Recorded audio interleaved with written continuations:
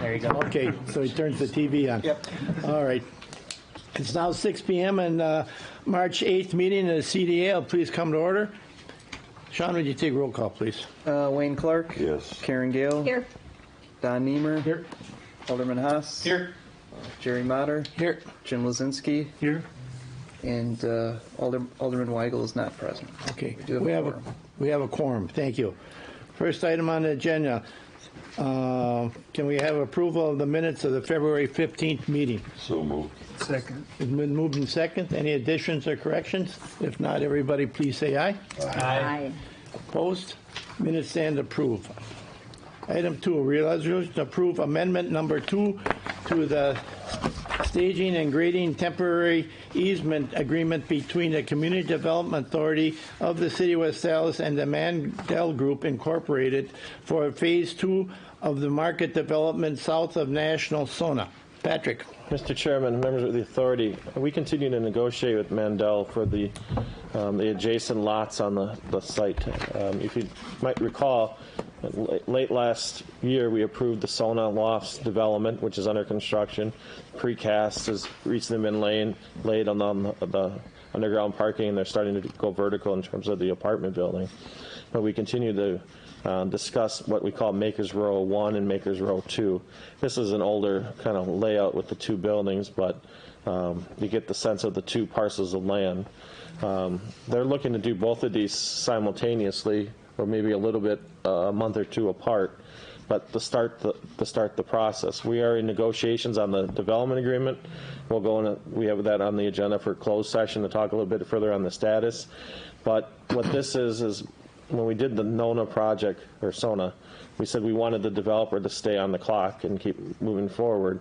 And we had a March 1st deadline date of buying this parcel, but we're not there yet. So he's asked for April 1st to kind of facilitate the ongoing negotiations. He has given us development agreements, or not development agreements, the pro forma LOIs. We have the draft LOIs with tenants, and we continue to get backup materials that we need to do complete underwriting. And we have started work with SB Freeman on the pro forma, so we can isolate what the issues are with that, and we'll go into a little bit more of that in closed session. So tonight we're asking that you approve the extension of time to April 1st.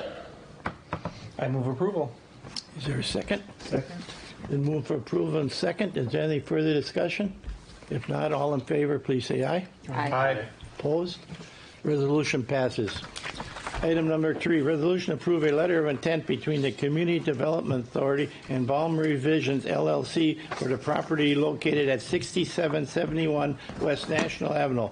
The potential portions of 67th Street and West Mitchell Street, tax key number 45305640002, and portions of tax key number 45402510001. Patrick? Mr. Chairman, our goal is always to have the longest title possible, I think. I apologize for that. We'll have to look at how we can make those a little briefer.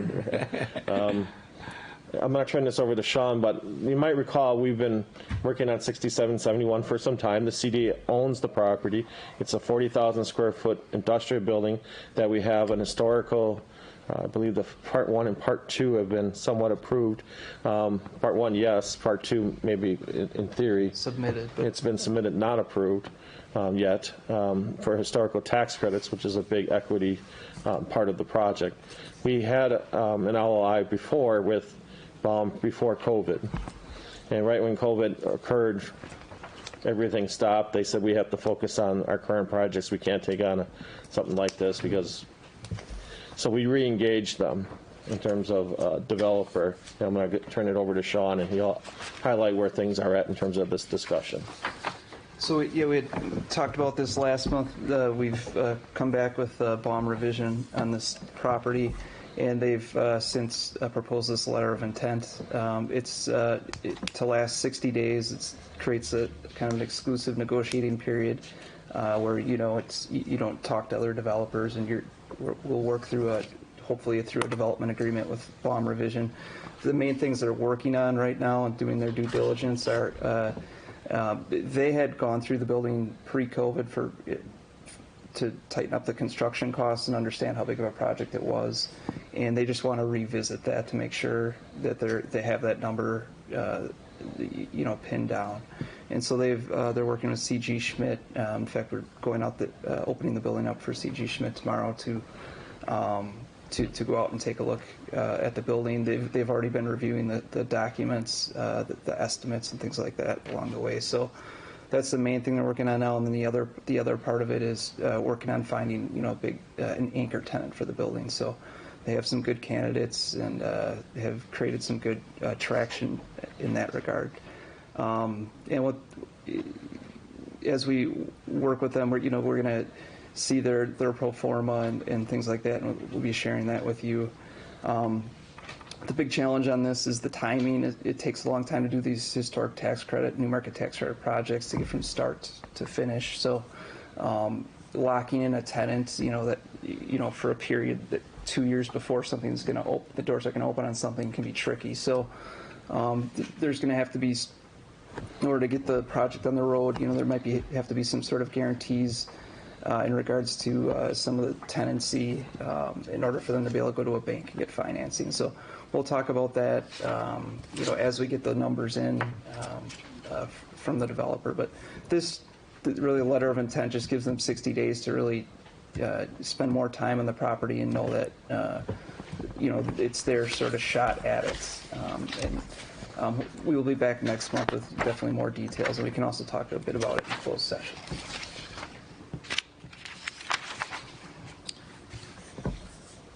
Mr. Burovich, for the resolution, for the letter? Do you want to vote on it now, or you want to wait till after closed session? Maybe we should wait till after. Okay. All right, we'll hold that for closed session. Item number 4, discussion on proposal of Urban Pioneer condo development for 81st and National Avenue. Patrick. Mr. Chairman, tonight you're going to outline, and we have the developer here as well, the project on 81st and National. Brian Kleisman represents the TOD group. You might recall he worked on the 6 Points condo development. He's familiar here with the CDA on a couple projects, but we just highlight some of the images here tonight, and he wants to talk with the CDA in terms of what our reception is to this particular type of project. They have an initial layout right now of 23 condos, 12 micro condos, and we'll show you some of the images of the project. Overall, it's around a $17 million development. You can see the larger units are in the 285 to 320 range. Micro units are around the 175, and he'll highlight what a micro unit is and what the unit features are in the larger units. And it's around a $12 million projected assessed value. Overall, the building has a nice appeal, good curb appeal in the renderings. We're looking for some more follow-up information on that, but the group here has represented a quality project. They are looking at the location of the former Pyramex Bank building on 81st and National, and there's an empty lot that used to be Happy Hobby that burnt down. Hobby. It was Happy Hobby. Happy Hobby. Hobby Lobby's still around. And they had Happy Hobby. a detrimental fire on a New Year's Eve at the hobby store there. So they're looking at putting those parcels together to do this project.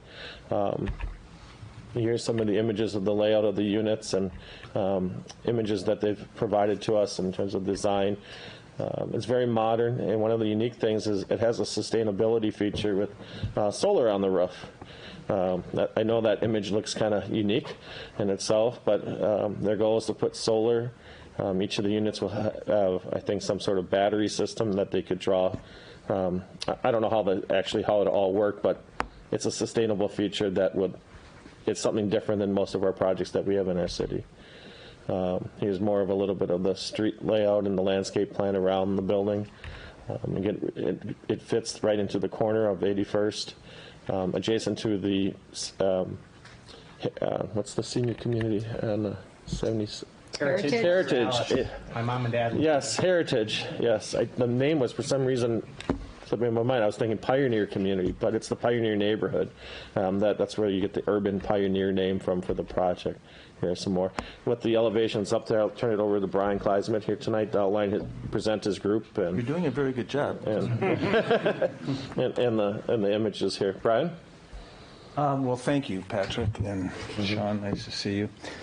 We've been working on this project for quite a while. It's been a little over 2 years in due diligence and land assembly. Dealing with the landowners has been very difficult. I don't know if you know all the characters at play here, but we have been able to achieve now control of the Piramax Bank site, and we have control of the Happy Hobby site, and we're still working with Mel Adams on the old gas station site. Some of the issues that we confronted early on is that there were suspected environmentals across the board, and we had to figure out whether any of those environmentals leached into the other properties. So that was the first step we took in due diligence. Once we realized that it was a number that we think we could build into our total project budget, we went then and started to meet with the landowners and negotiated and finally, cut some deals that allowed us to get to this point so we can get on the Plan Commission sometime. We'd like to be on the March 25th Plan Commission meeting, so follow-up plans will be coming to keep us on a track like that. But the key thing for us was to look at whether or not we could build a high quality product with enough interest to it that would attract buyers to pay the price points that we're looking at selling these units for, and not do apartments. And actually a slam dunk deal for us would have been to come in and propose a 50, 60 unit apartment building and build it like everybody else and have a project that makes the developers some money. But we thought this was an opportunity site. There's some things about that area that we like. Number one is the growing interest in moving into that area with Ogden's Element 84 deal and Mandel's, One West deal. That's proving to us that with continued job creation in West Allis, that it gives us and the city an opportunity to diversify some of that housing market and create some home ownership, some home occupied projects that I think will just completely benefit the city. But to do that, to sell those, we have to have some sizzle. And that sizzle came to us through all of our market studies telling us that buyers today are looking for something that has that sustainable component to it. And so we explored the idea of providing solar panels on the roof. And if you think about it, we have around 40 units, 43 total. It would require 165 panels. It's literally 4 panels per unit. And then we would buy Generac power supply cells and outfit each of the units with its own power supply so that we could reduce the energy costs through electric. And after a multitude of studies, we figured it out and the cost to do it. And it put a burden on the project, no doubt about it. And that's, over time, we want to be able to show you what those numbers look like and give the CDA an opportunity to work with us to figure out if it's worth the investment, not only on our part, but on the city's part to contribute through tax increment financing to make the project work. So, in summary, the two big components that make these condo ready is that, number one, that solar thing, and that's going to be close to $1.8 million in cost to us just to provide that. But we've built these out with some of the most plush and interesting layouts on the interior. So if you take a typical apartment project that's going to have white walls and lower cost appliances and flooring and all the other pieces to an interior, if you look at some of our drawings, and I don't know, Patrick, if you could show us some of the interiors here, you can see that these are large open spaces. And on the ground floor, we have townhouses, because we know that there's an interesting market here in West Allis that love townhouses. So 6 of our townhouse units have attached garages on the back, which helps our parking formulas. And 2 of our smaller micro townhouses would have to use the underground parking. So we have, right there is just a unique product, because there's 21-foot ceilings in the townhouses. They have lofts, and they're heading up over 2,000 square feet. So if you take time after today's meeting and just kind of look at the way we're laying these out and designing, you'll see that it's going to be a very, very high-quality product, competing with condos in downtown Milwaukee, and I think some of the best product that you can find in our region. When you start looking at the details that we provide, I think you'll be very pleased with it. On the sustainable side, also, we can put our stormwater conventionally into, the stormwater system, MMSD's, that goes right down into Lake Michigan. But we've taken a few extra steps. We'll have little things like rain gardens and permeable pavers, all those, they're conventional now. But we provide all of that, extensive landscaping. And on the inside of our warehouse units, we're calling them open flex space warehouse, you'll see sliding barn doors instead of just the typical cheap hollow core doors. You'll see larger bathrooms with larger showers that are laid out not just with the plastic showers that apartments would just slip in that are 6 feet wide. Ours are probably 50% larger than a typical bathroom. We've got handicap accessible units. We found a market and a demand for that. So 2 of our townhouses that have single car or 1.5 car garages are laid out and designed specifically to attract people who have handicap issues, ADA issues, and we're working with different buyers that would help take those over with us and help manage those. Our underground parking structure was one of the limiting factors of the density in the building. We could only get 38 parking stalls after we put all of our storage units in there for water and air conditioning, and the solar panels themselves are going to take up a lot of space. So we do have the ability to provide 1 stall per unit as we sell our units. And, stalls are about $40,000 a piece to build those in this day, so you can see how the cost to build these things continue to mount. We were able to get at least 10 stalls for guest parking on the outside. And the fact that we're next to the railroad and we're next to the newly built Greenfield Avenue, the fact that there's a lot of lower income properties around there with the storage yards and the auto shop and all that, we have a vision that this could be the centerpiece of revitalizing the entire urban or the entire Pioneer neighborhood. And so in order to move that needle forward, we provided, at least from our perspective, what a tax increment district could look like that would surround our development. I don't know if Patrick... We don't have that in here. That's a little premature. We have that in closed session, the math and all that. So in summary, this is an introduction to you. I would like to field any questions you guys might have at this time. The goal is to get through this meeting, start talking through what financing options we have. I can tell you that we have 2 companies looking at giving us cost estimates to build this thing, and they're honing in as our plans start getting to them. We've got all the engineers on board that we need to satisfy any further issues that we have to talk about in terms of structural, civil, and environmental. And we're ready to go.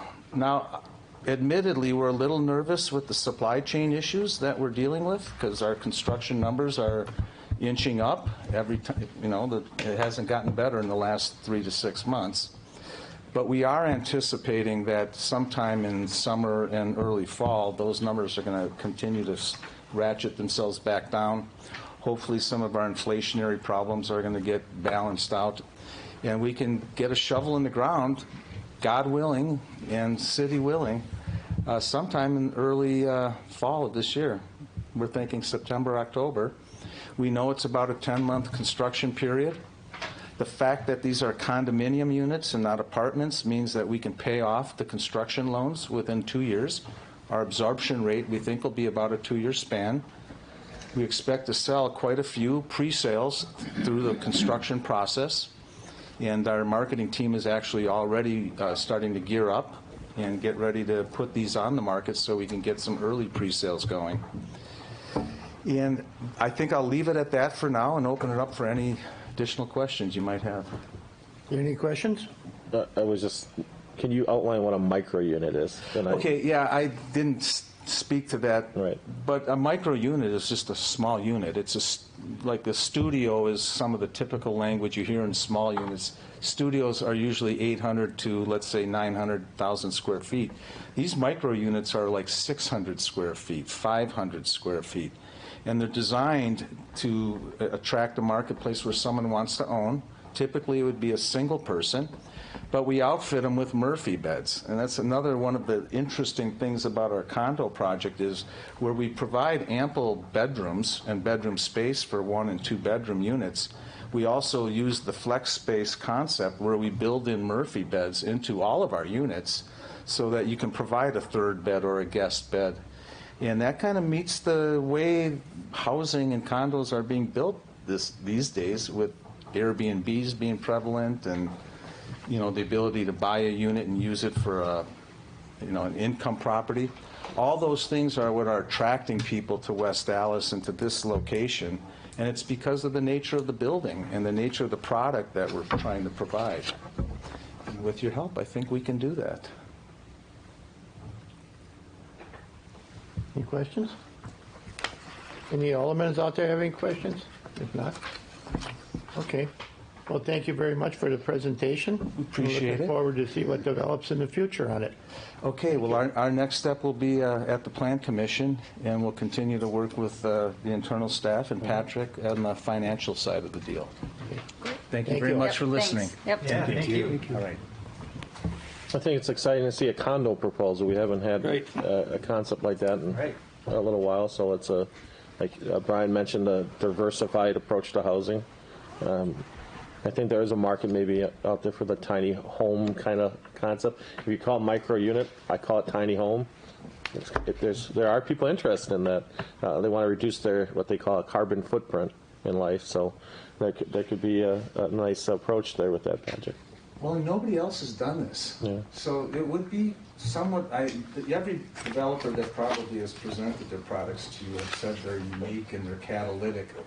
I think this one crosses that threshold of actually being something that will capture the attention of from the people from Milwaukee out to Oak Creek, out to Wauwatosa and beyond, and bring that marketplace here. We want to attract those people that have the ability to own a home. Thank you for coming in. Yep. Thank you. Thanks. Appreciate taking the time. Have a nice day. Okay, we'll go to item number 5, discussion in regards to status of financing of Markers Row. That'll be in closed session, Mr. Chairman. Okay, we'll hold it, then we'll go to item 6, consideration relative to report on redevelopment initiatives. Patrick, you have the floor. First one, Mr. Chairman, is Sean's project here. We're working with the owner of the property at 7140 West Greenfield Avenue, former J.C. Penney store that was then, most recently a wedding center, and then purchased by an antique dealer. That gentleman, Walter Holtz, owns the building and would like to redevelop it into an event space. If you're familiar with if anybody's ever been in it or was in it, long ago or whatever when it was at J.C. Penney, it's broken up into like 4 different small sort of half levels, and it still is that way, and that presents a challenge when you're trying to convert it to event space for access to the floors and meeting codes and things like that. So, to use it to its max ability to help the downtown, which a large event space would do, an elevator is going to be required, sprinkler system, on every floor, things like that. Certainly you could do something lesser without that and just use the second and third floors for storage or things like that. But in order to maximize the space, it's going to be a significant project from a cost perspective. So we're working with WEDC, the state, and applied for a grant. We've received approval on the pre-application and are continuing to work with the owner on this and are excited about what it could be. And so you see that the owner has sort of proactively removed the windows and had a window installer out to measure the openings so that they can get an accurate feel for that. And so that's why you see the windows removed now. Plans haven't been presented to the Plan Commission or Council yet for it, but the owner is working with an architect, and plans are going to be presented likely in April to the Plan Commission and May to the Council. So, exciting project in the downtown, one that could be a catalyst to help.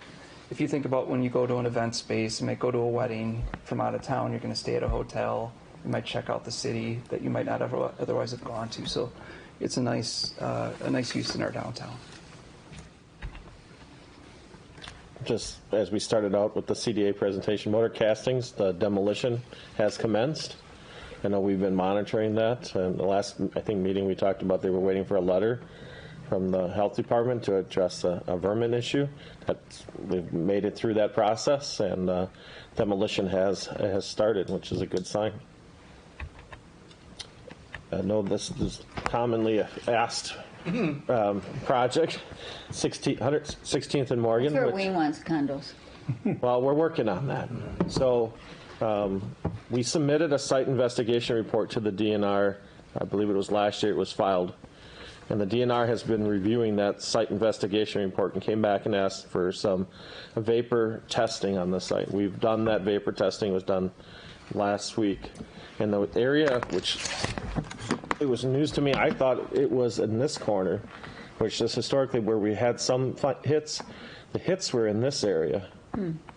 So she called them, she thinks that they're false positives, because they were picking up some readings of elevated levels of methane.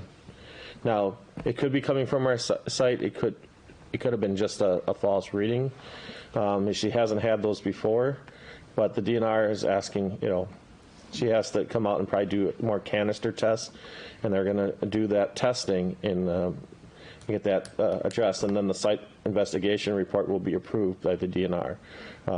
When I say she, it's Ramble. Donna Volk is our environmental consultant. She's been really good in terms of reviewing the site and keeping us informed. Once that is addressed, and then we can look at future plans for the site if there is some future plan to move anything from the site, but or build condos. But if a residential type of use is planned there, we most likely might have to have some vapor mitigation system.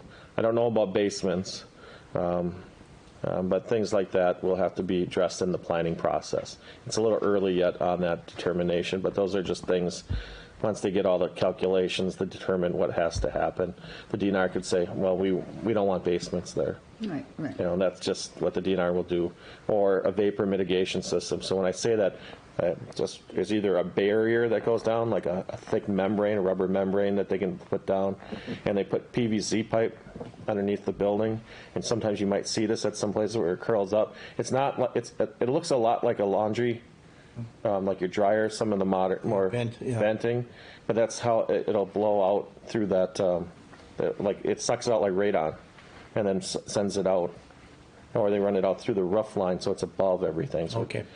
Everything's away from the residential type of unit. So, a little bit more fact finding on this, but we're getting closer.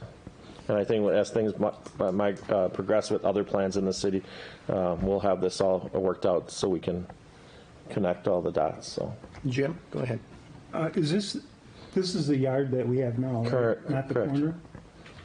This is it's a little island of the city that's on 116th and Morgan. It's this current yard that we have out there where we put leaves We and never made the trade to get the corner of that no, 116th. Okay. no, we do not own the corner. We don't own. This is owned by Milwaukee County owns this, Yeah. which is a landfill, and then Greenfield owns us. You can I believe it's right in this particular area, and then there's another corner that's owned by another entity, and I can't remember who owns that. This is very swampy, I believe, on that corner. So, Mr. Clark. Thank you. On the southern border there, what's the distance from that line going south to that development? How far away is that? no, there is another sliver of land. I don't know offhand. I can get that for you. I You're guess. talking about from our lot line to Yep. the next project? Yes, Right. I know what you're referring to. There is a sliver of land in there. I thought it was a creek or something that runs through there. some sort of creek Google or it. ditch. Not sure. And And a different question, nothing can go forward until the city yards issue is solved, correct? correct. And how many years away is that? Mr. Alderman? It's Mr. not close President. to fruition. No, it's there's a significant land acquisition issues for a new city yard, and that's what we're working on. No. Mr. Nemec?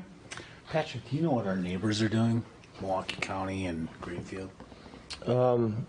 We had a discussion with Greenfield and Milwaukee County about this whole land area with the Metro Milwaukee Sewage District about putting land here. There was a long period of tie-up in terms of the land to move dirt to the site, and that's something, once this is moved, that's when that moving the dirt here could work. Otherwise we're using the facility, and it was a longer span of time, and so we kind of passed on that discussion. Greenfield was discussing maybe a dog park on their particular, some sort of meeting a municipal need that they have, some sort of. We said maybe they should work with our green dog park, but I can follow up that. I have not heard on Milwaukee County, and I thought they were going to allow dirt to be put there, but there hasn't been much discussion since that call. The mayors were on that call, everybody was on there, and then it's gone a little bit radio silent. Thank you. Good question, though. Any other questions regarding to any of those items there for item 6? And then we're ready for There closed you go, session. Wayne.